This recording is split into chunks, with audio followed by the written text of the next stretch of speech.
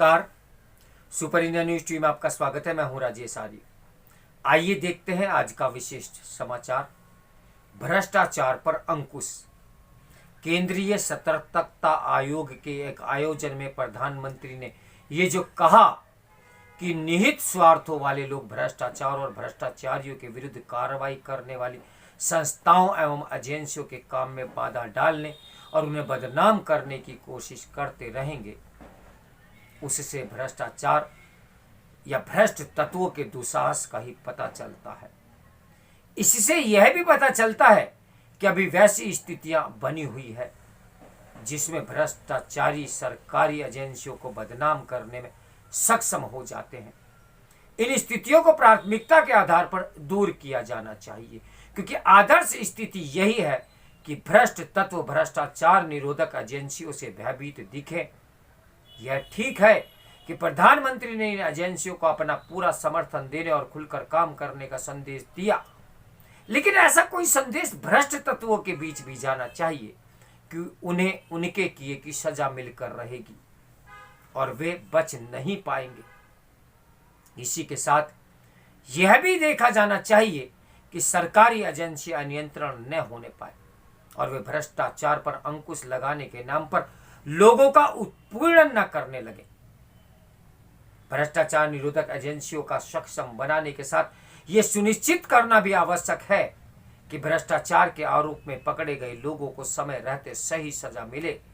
आमतौर पर अभी ऐसा नहीं होता। ऐसे लोगों के मामले लंबे समय तक खींचते रहते हैं। इससे समाज को कोई सही संदेश भी नहीं जाता।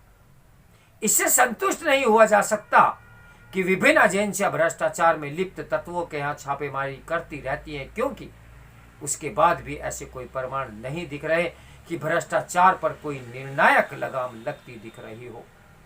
यह ठीक है कि केंद्र सरकार के उच्च स्तर पर भ्रष्टाचार पर एक हद तक लगाम लगी है, लेकिन यह नहीं कहा जा सकता कि उसके लिए कहीं कोई गुंजाइश नहीं रह गई है। इसी तरह यह भी नहीं कहा जा सकता कि निचले स्तर के भ्रष्टाचार में कोई बड़ी कमी आई है। सच तो यह है कि निचले स्तर पर भ्रष्टाचार बेरोक टोक जारी है। जैसे निर्माण कार्यों में भ्रष्टाचार खत्म होने का नाम नहीं ले रहा है, वैसे ही रोजमर्रा के उस भ्रष्टाचार पर भी जिससे आम लोग दो चार होते हैं। भ्रष्टाचार पर प्रभावी नियंत्रण के लिए यह आवश्यक है कि उन कारणों का निवारण किया जाए जिनके चलते वह पनपता और फलता फूलता है।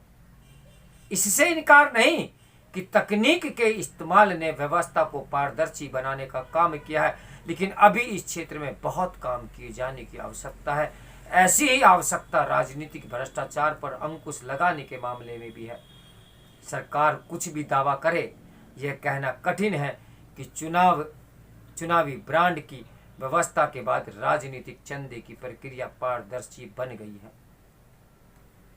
हमेशा छोटी मछलियां बच जाती हैं और बड़ी मछलियों का कुछ बिगड़ता नहीं है। तो मेरे साथ बने रहिए सुपर इंडिया न्यूज टीवी की ब्रेकिंग न्यूज के लिए। नमस्कार, मैं हूं राजेश आर्य।